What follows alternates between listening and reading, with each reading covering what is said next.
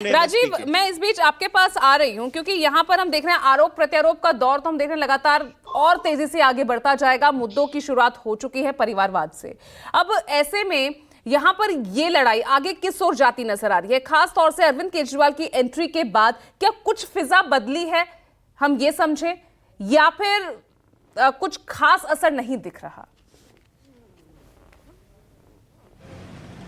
देखिए, अभी तो अरविंद केजरीवाल 11 बजे अपने कार्यकर्ताओं को संबोधित करेंगे और इसके अलावा हरियाणा चुनाव पर उनका क्या दृष्टिकोण है, अपने कैंडिडेट्स लड़ाते हैं, वापस करते हैं, कुछ सीटों पर कांग्रेस के साथ बार्गेन कर, अभी बहुत सारी संभावनाएं हैं। और वैसे जमीन पर आम आदमी पार्टी, चूंकि अरविंद केजरीवाल भी नहीं रहते और बहुत बड़ी शक्ति के तौर पर तो मैं उसे हरियाणा के चुनाव में नहीं देख रहा हूँ। यहाँ मुआयन मुकाबला भारतीय जनता पार्टी और कांग्रेस का।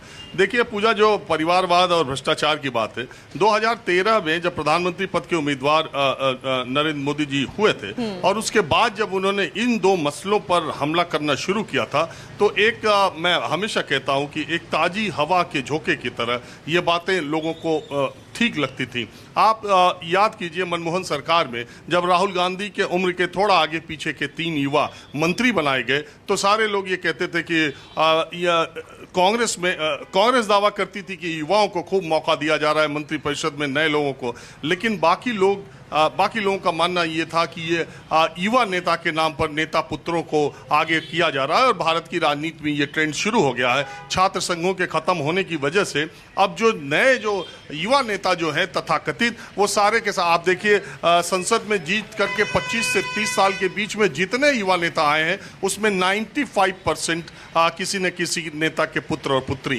तो ये जब जीते थे, ज्योतिरादित्य सिंधिया, जतिन प्रसाद और आरपीएन सिंह जब मंत्री बने थे तब ये बात कही गई थी। और आज आप देखिए, ज्योतिरादित्य सिंधिया, जतिन प्रसाद और आरपीएन सिंह, ये तीनों मोदी लहर में और उसके बाद भारतीय जनता पार्टी की हवा में तीनों आंधी में उखड़ गए, तीनों चुनाव हार गए। लेकिन हुआ क्या, 2024 में जब आज हम खड़े हैं, जतिन प्रसाद और ज्योतिरादित्य सिंधिया उसी मोदी सरकार में मंत्री हैं और आरपीएन सिंह राज्यसभा पहुंच गए हैं। आदर्श घोटाले का जिसके ऊपर आरोप है, और यही मोदी सरकार जो श्वेत पत्र में नाम लेती है अशोक चौहान का, पूर्व मुख्यमंत्री का, एक दिन ज्वाइन करने के 48 घंटे के भीतर भारतीय जनता पार्टी उन्हें राज्यसभा भेज देती है। अजीत पवार के बारे में आप जानते ही हैं। दरअसल क्या है कि इस देश की सियासत में जो परिवार पार्टी के प्रमुख हैं, पार्टियों के प्रमुख हैं, यानी जिनके पार्टियों के प्रमुख परिवारवाद वाले हैं, उन परिवारों को छोड़कर बाकी परिवारों से आने वाले जितने नेता हैं वो तकरीबन मेजॉरिटी भारतीय जनता पार्टी या एनडीए के खाते में जा चुके हैं।